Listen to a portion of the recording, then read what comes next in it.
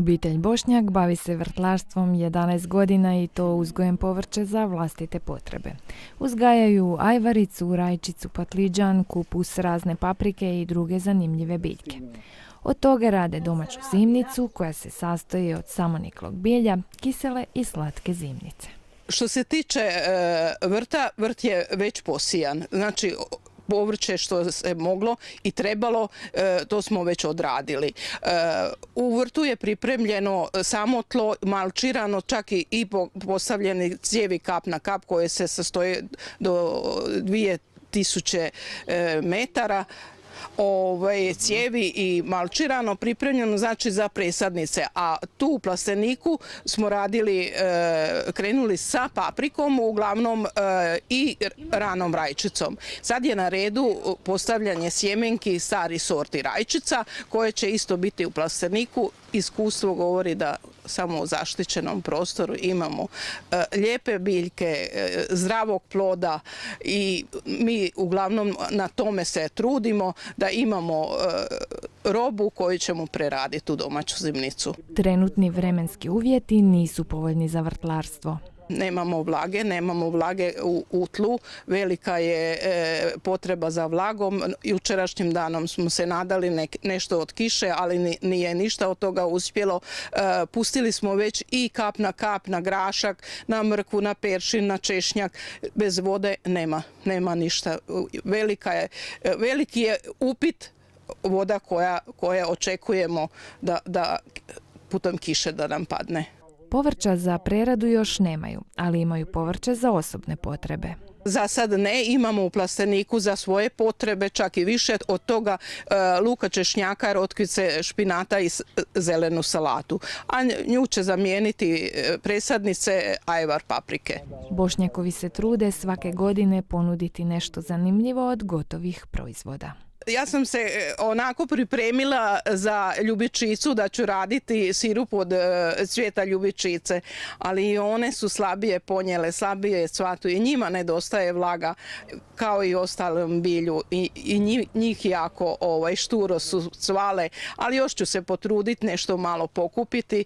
U Batinu ćemo otići gdje nema prometa, pokupiti pa napraviti sirup od ljubičica, jako je fin i ukusan.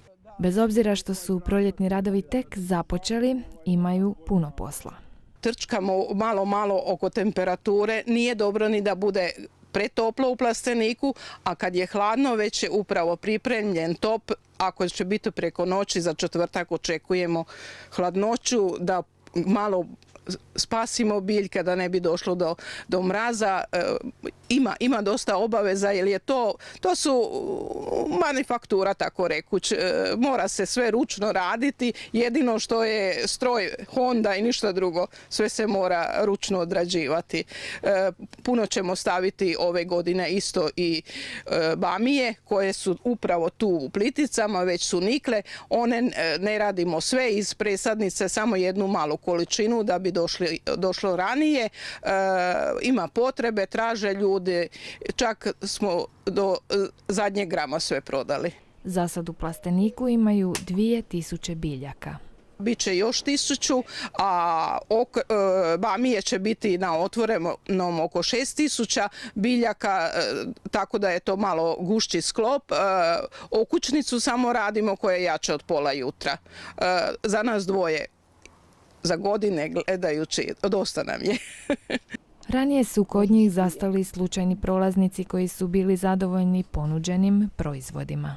Sad već ciljano dolaze, sad su nas već prepoznali, 11. godinu radimo, tako da već znaju kvalitetu naših proizvoda. To je najbitnije, ali nije to puno količinski kad dvoje ljudi samo radi. Znači to su manje količine, to je popravak kućnog budžeta i jedno zadovoljstvo da ne sjedimo i korisni smo sebi i drugima. Osim vanjskih poslova, domaćica i u kuhinji uvijek nađe razonodu. Evo, to su vjesnici proljeća, mačuhice i ljubičice. Ja ću ih sad namazati sa beljankom od jaja i posuti sa šećerom u prahu. i one će se posušiti i one će meni poslužiti za ukras na tortu ili na kolače. Uglavnom radim torte unucima za rođendan i onda ukrašavam njima i torte i kolačiće sa ušećerenim cvijećem. Ljubičica je jestiva, mačuhica, neven je jestiv, georgine, uglavnom su one jestive i maslačak je jestiv, od njega radimo med bez pčele, medić od cvijeta maslačka ili sirup od cvijeta maslačka se isto radi. To je uglavnom za dušu, onako malo za animacija i neko zadovoljstvo i volim uvijek nešto novo, nešto zanimljivo, ono što većina ne radi. Znači tu treba dobra volja i strpljenje za to. Obitelj Bošnjak nikada ne miruje. Na njihovim štandovima uvijek se mogu naći zanimljive domaće delicije koje privlače posjetitelje. Vrtlarske poslove su započeli, sada čekaju bogate plodove za preradu.